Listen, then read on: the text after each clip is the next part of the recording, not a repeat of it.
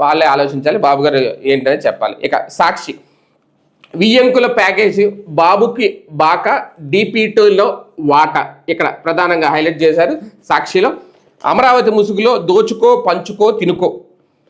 ఈనాడు Kiran వియ్యంకుడి company RVR ప్రాజెక్టులు పలు కాంట్రాక్టులతో భారీ లబ్ధి. అమరావతిలో 13 సాగునీటి ప్రాజెక్టుల్లో 4 ప్యాకేజీలతో 6,859.95 కోట్లు పనులు పొందారు. మొబిలైజేషన్ అడ్వాన్స్ రూపంలో ఏకంగా 685.99 కోట్ల చెల్లింపులు. అంచనా వ్యయం పెంచేసి అధిక ధరలకు కట్టబెట్టడం ద్వారా భారీగా ప్రయోజనం.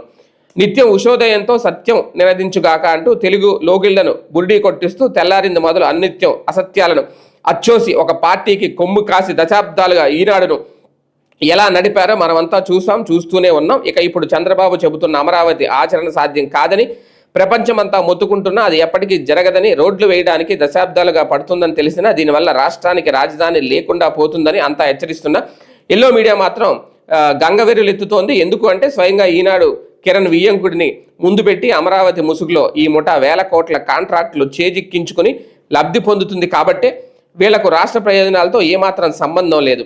మచిలీపట్నం, విజయవాడ, గుంటూరు అనుసంధానించే మావిగన్ కారిడార్ వల్ల తక్కువ ఖర్చుతో శరవేగంగా ఏపీ రాజధాని సాకారం అవుతుంది. నిపుణుల నుంచి యువత వరకు అంతా స్వాగతిస్తూ చెబుతున్న పచ్చముఠ మాత్రం వేల కోట్ల దోపిడీ కోసం అమరావతి అంటూ మభ్యపెడుతోంది. మావిగన్ ఏపీకి గ్రోత్ ఇంజన్లా మారి రాష్ట్ర ప్రజల భవిష్యత్తుకు బాటలు వేస్తుందని, యువతకు ఉద్యోగ ఉపాధి అవకాశాలు విస్తృతంగా అందుబాటులోకి వచ్చిన మేలు జరుగుతుందని స్పష్టంగా తెలుస్తున్న గజ దొంగల ముఠా మాత్రం దీనివల్ల తమ దోపిడీకి తెరపడుతుందని తీవ్ర ఆందోళన చెందుతుంది. ఇది మొత్తానికి ఇప్పుడు మావిగన్ అనే పేరుతో మరికొన్ని రోజులైతే వైసీపీ ఈ ఎపిసోడ్ అయితే నడుపుతుంది నాకు తెలిసి, ఈ 2 ఏళ్ళు కూడా. ఈ లోపల ఇందులో ఇంకా అమరావతిలో ఎవరికి కాంట్రాక్టులు కట్టబెట్టారు, ఎవరు దోచుకుంటున్నారు, ఇవన్నీ వరుసగా కథనాలు అయితే సాక్షిలో వస్తూనే ఉంటాయి. తప్పదు, ఎవరొకళ్ళు